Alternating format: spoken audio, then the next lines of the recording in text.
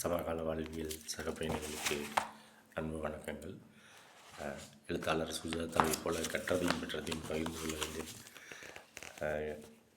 கடமை என்று கருதி பகிர்ந்து கொள்கிறேன். Why is A.R. Panet called as the father of the internet?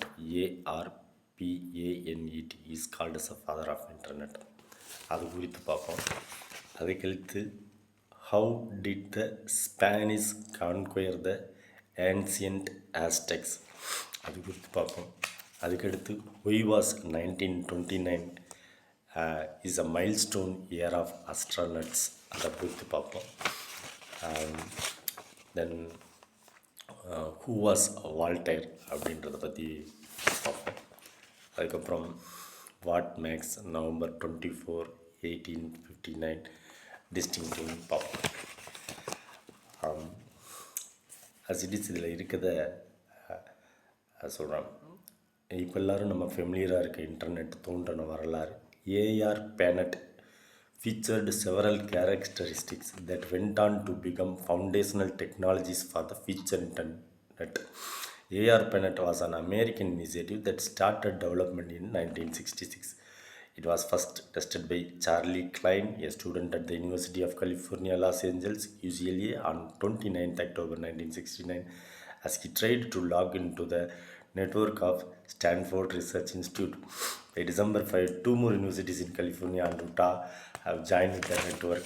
By 1975, it had become a spine for connecting the various computers across the countries through satellite links. In 1983, its services were bisected between civil and military purposes. It was decommissioned in 1989, after which private network providers become more prominent. இது இன்று நம்ம பயன்படுத்தக்கூடிய இன்டர்நெட்டுக்கு ஒரு தந்தையாக அறிவியல் கண்டுபிடிப்பில் AR bonnet அப்படின்றது எப்படி முக்கிய பங்களிக்குதுன்றத வரலாறு தெரிந்து கொண்டோம். அடுத்து how did the Spanish conquer the ancient ஆஸ்டெக்ஸ்ன்னு பார்ப்போம். ஒரு காலத்தில் ஆஸ்டெக்ஸ்ன்ற இனம் அப்போ இருக்கிற அமெரிக்காவில் ரொம்ப ஒரு இந்தியாவை எப்படி பாலாரும் தேனாரும் பாயுமோ அது மாதிரி ஒரு நாடாக கருதியிருக்காங்க.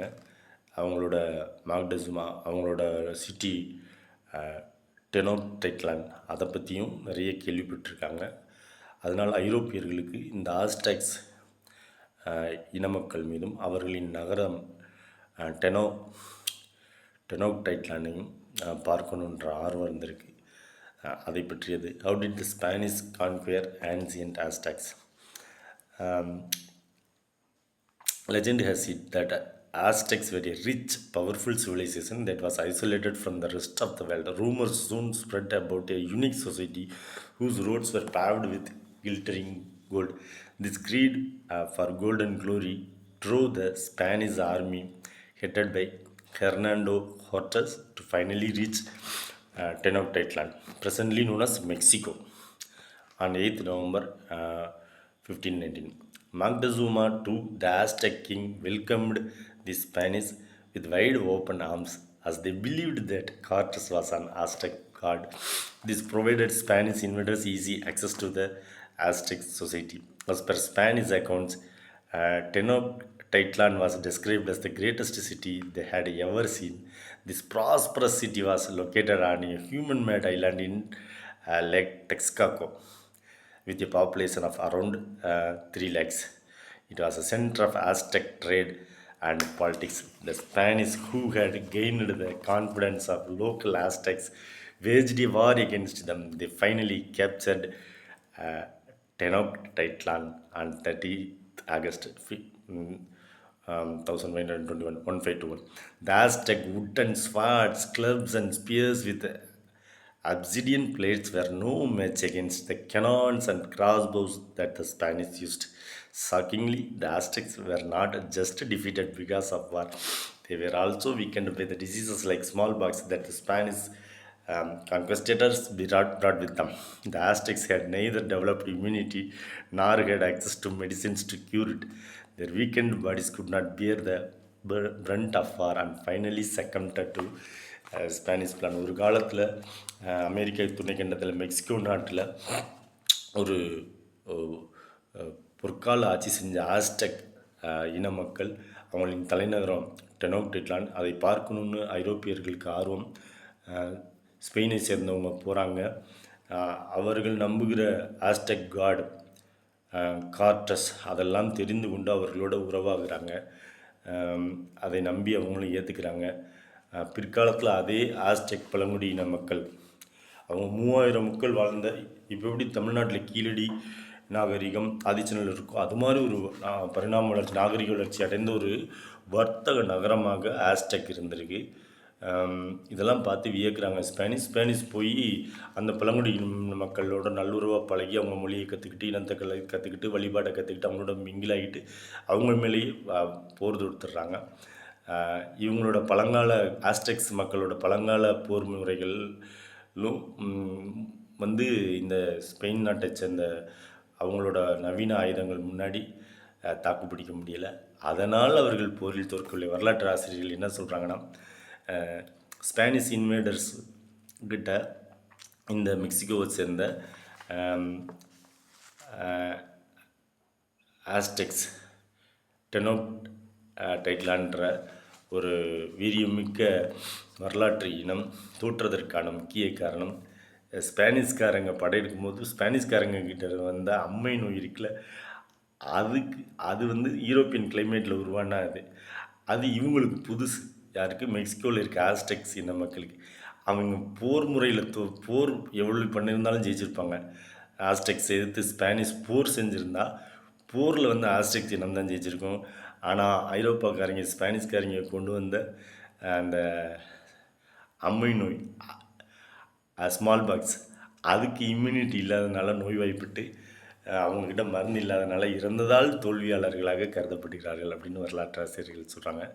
இருந்தாலும் ஆஸ்டெக்ஸ் இன மக்களும் மெக்சிகோவின் ஆஸ்டெக்ஸ் இன மக்களும் அவங்களோட டெனோக்டைட்லான்ற பழங்கால வர்த்தக நகரமும் சாதனைக்குரியது. அடுத்து Y was the 1929 a milestone year for astronautsன்னு பார்ப்போம். Edwin Hubble is a prominent name among astronomers. Born in the US in 1889, Edwin Hubble was a brilliant boy with athletic inclination. He even broke the Illinois State high jump record and was an outstanding sportsman in his university days. He was awarded the famous Rhodes Scholarship Award and went to Queen's College, Oxford for the 3 years. When he returned to America, he was determined to become as an astronomer. In the early 1920s, Hubble was able to solve the mystery of what galaxies truly are. In the earlier days, there was a lot of confusion whether the distant lights in the night were separate stars or galaxies or were just a mere collection of stars in the Milky Way. So in 1924, Hubble understood that using their brightness and calculate their distance would be too rudimentary. He then used a technique known as a Doppler shift to measure the distance of the Andromeda Nebula. From his observation, he could make out that it was a separate galaxy, much like a Milky Way. From his observation, he could make out that it was a separate galaxy, much like a Milky Way. Later studies have proved that his hypotheses were true and that galaxies are indeed moving away from each other at an accelerating speed. The largest telescope today is a satellite observatory named the Hubble Space Telescope that proudly carries his name and carries forward his mission of mapping the mysteries of the universe. 1920 Hubble 1929 விண்வெளி வரலாற்றில் Edwin Hubble வந்து வானத்தை பார்க்குறாங்க. அதில் நிறைய நட்சத்திரங்கள் அது எல்லாத்தையும் எவ்வளோ தொலைதூரத்தில் இருக்குது அப்படின்றத டாப்ளர் அலைகளை அனுப்பி பார்க்குறாங்க. அவங்களோட எல்லாமே பிரைட்டாக தான் இருக்குது. ஆனால் இவங்களோட ஆய்வு மூலமாக கண்டுபிடிச்ச அந்த டாப்ளர் இவங்களோட ஆய்வு மூலமாக கண்டுபிடிச்ச அந்த ஹப்ளர் டெலஸ்கோப் இருக்குல்ல, அது மூலமாக தான் செலஸ்டியல் பாடிஸ் எல்லாம் மூவ் ஆகிக்கிட்டே இருக்குது. விண்வெளியில் இருக்க நட்சத்திரங்கள் எல்லாம் மூவ் ஆகிக்கிட்டே இருக்குது. மில்கி வே மாதிரி நம்ம எப்படி சூரிய மண்டலம் வந்து பால்வீதியில் இருக்கோ அது மாதிரி பக்கத்தில் ஆண்ட்ரோமேடா நெபுலா இருக்குது. அது மாதிரியே நிறைய பால்வீதிகள் இருக்குது.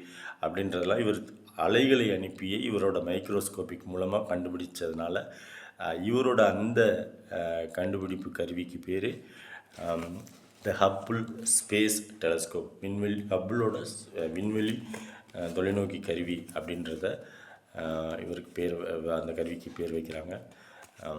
யூனிவர்ஸை பற்றிய, விண்வெளியை பற்றிய ஆய்வுகளில் எட்வின் ஹப்பிள் முக்கியமானவர். And then we go to Sir, who was Voltaire. Voltaire was born on 21st November 1694 as Francois Maria Ariot. With a flair for words, he started to pen down poems with his father. Later founded, his father viewed this as a mockery of education he received from the Jesuits at college Louis Le Grand. In 1713, with his father's referral, he started working as a secretary to the French ambassador in the Netherlands. Much to the dismay of his father, he took to writing again, albeit with the pen name of Voltaire. His views advocating civil freedoms and criticism of church were bold and heard of in his times, and he was exiled to England. It was here that he was exposed to constitutional monarchy, which was very different from French absolute monarchy. Voltaire's writing had an element of criticism, strengthened further by the freedom of speech that he enjoyed in England. But this not only increased his popularity but also his notoriety, especially with the government. As a result, he was forced to keep a low profile. It's been 330 years since the birth of this revolutionary author.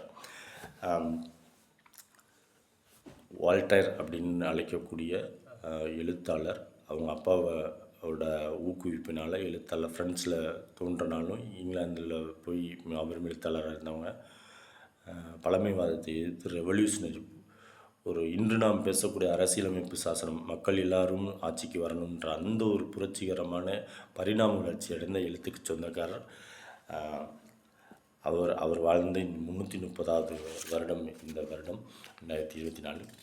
Then we are going to share about what makes November 24, 1859 distinctive. The theory of evolution proposed by Charles Darwin argued that all living beings have evolved from ancestor species over a long period. This was a groundbreaking theory as it solved a lot of biological puzzles. Along with the theory of evolution, he also argued about the theory of natural selection. In this, he postulated about the increased probability of selecting a genetic variation over others in a species due to environmental and other external factors. Through his 5-year-long journey in the 1830s, he gathered ample proof of his theories that were later published in On the Origin of Species by Means of Natural Selection. On the Origin of Species by Means of Natural Selection on 24th November 1859. 1859 November 24 ஒரு புத்தகத்தை வெளியிடுறாங்க. நீண்ட உலகம் ஃபுல்லாக எல்லா பறவைகள், தாவரங்கள் எல்லாத்தையும் பார்த்து ஆய்வு செஞ்ச சார்லஸ் டார்வின் அப்படின்ற அறிவியல் அறிஞர், அவங்க ஒரு கிரவுண்டு பிரேக்கிங் தியரி ஒன்று கொடுக்குறாங்க. எல்லா உயிரினங்களுக்கும் அதுக்கு முன்னாடி தோன்றின ஒரு ஆன்சஸ்டர் உயிரினம்னு ஒன்று இருக்கும் அப்படின்னு சொல்கிறாங்க. அதுக்கடுத்து என்ன சொல்கிறாங்க, அது காலப்போக்கில் சூழ்நிலையால், புவியியல் இது போன்ற காரணங்களால் தாக்குப்பிடிக்காமல் அழிந்து போயிடலாம், அல்லது அதிலிருந்து இன்னொரு அந்த இயற்கையின் பேரழிவுகளில் இருந்து எதிர்கொள்ளும் திறமை வளர்த்துக்கிட்டு இன்னொரு எவல்யூஷனரி பரிணாம வளர்ச்சியாக ஒரு இனம் தோன்றியிருக்கும் அப்படின்னு 2 முக்கியமான விஷயத்தை எல்லா உயிரினங்கள்லையும் பார்த்துட்டு அவங்க கண்டுபிடிக்கிறாங்க. அதுக்கு அவங்களோட தியரியில் 2 முக்கியமானது நேச்சுரல் செலெக்ஷன் ரொம்ப ரொம்ப முக்கியமானது. இயற்கையில் போராடி எது ஜெயிக்குதோ அந்த உயிரினம் மட்டும்தான் வாழும். தக்கன பிழைத்தல் தமிழில் சொல்கிறோம்னா நேச்சுரல் செலெக்ஷன் அப்படின்ற முக்கியமான கான்செப்ட். அந்த origin of species by means of natural selection அதை அவர் பதிப்பித்த தினம் 24th November 1859. 59. இதுபோல் கற்றதையும் பெற்றதையும் அடுத்தடுத்த பகிர்வுகளில் பகிர்ந்து கொள்கிறேன். Feel is that's the health, go gut rule your owner. Thank you.